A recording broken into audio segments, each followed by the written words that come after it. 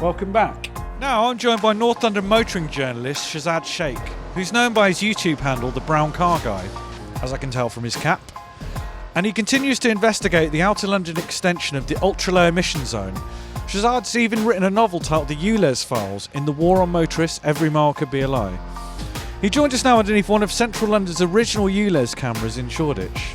How much of an election issue do you think Ulez is in the London mayoral elections? I think it's quite a significant issue, and I think that, if anything could possibly sway the elections, I think that Ulez would be it. And I think that we've seen that. There is precedent for it because we saw that in the Uxbridge by-elections where there was a shock victory for the Conservatives primarily because of the Ulez expansion. In your opinion, is Sadiq Khan's extended Outer London Ulez sustainable? And what are your thoughts on Susan Hall's policy to scrap it? Sustainable, yes. I mean, once it's there, it's there. Susan Hall and other candidates have said that they would either roll it back or scrap Ulez in its entirety. Susan Hall says she will roll it back to where the expansion started from at the end of August last year. And I think that's perfectly doable. But the idea not only is the Ulez expansion sustainable, but most people feel that there's going to be an evolution of it into either A, going further, B, encompassing many more cars as the Euro emission standards on motor vehicles start to increase up to, say, Euro 7, or C, turn into something like pay-per-mile. What do you think of the phrase war on motorists? Is that too sensationalist or is that accurate? I'm a car guy. I call myself the brown car guy. I'm a motoring journalist, have been for 35 years. I'm always going to be into cars. I'm always going to be on the side of the motorist.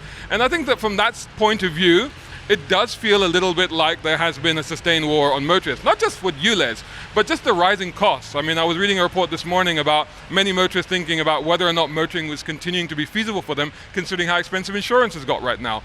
We've just seen the taxation, the VED tax on cars is going to be increasing. So a lot of these things, there's so many multiple attacks that are happening on motorists that it feels like there is a war on motorists. And I have heard politicians use the phrase as well. Now, just as a side, where we're standing, I used to live not very far from here. I just used to live down the road just off Old Street.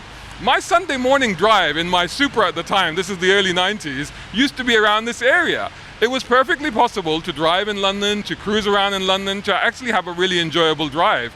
Now, I never even drive into London anymore. No, I mean, it's quite chaotic to say the least. We've also been speaking to an Imperial College London professor on the environmental case for Ulez that cuts pollution and could potentially save lives even. I mean, what's your view on that argument? Personally, I have actually never been against the original Ulez, which was which was actually conceived by Boris Johnson and then was launched by Sadiq Khan in 2019. And I begrudgingly accepted the Ulez expansion up to the North and South Circulars as well. Primarily because if you look at that area, like I said, I'm a Londoner, I grew up in London. It's very congested, it's very dense, it's very populated, but it's also connected very well. So there are alternatives, there are easy ways to get around. If you look at Outer London, it's a different story. 69% of people rely on their cars. Now, when you go back to the argument about pollution, very early on, why did I get into this whole coverage of Ulez was because I looked at the original independently commissioned by TfL, Jacobs report, which said that there would be negligible improvement in air quality in Outer London. So when you look at the devastation and the chaos that it's going to cause for peoples, for individuals, for businesses in Outer London, and you weigh that up against the very minuscule impact that it will actually have on the Outer London air, then you think, well, there's no justification for it. There are more anti-Ulez protests coming up. We keep reading about them. I mean, how would you describe the strength of feeling against the zone extension among those people? I think it's very strong because I think that, there's a sense that they've not been listened to, that their voices have not been heard. And this is why the protests continue, because they want to make their voices heard. They want to make their stories known. It's one of the things that I did when I started covering the protests, was I wanted to talk to people that were actually impacted by it and how it would affect them. And I heard a lot of stories about people either caring for their elderly, not being able to get there. I spoke to one old lady, she said she was suicidal. When you start to hear stories like this, then it kind of impacted me as well, and I felt that I needed to get their voices out there.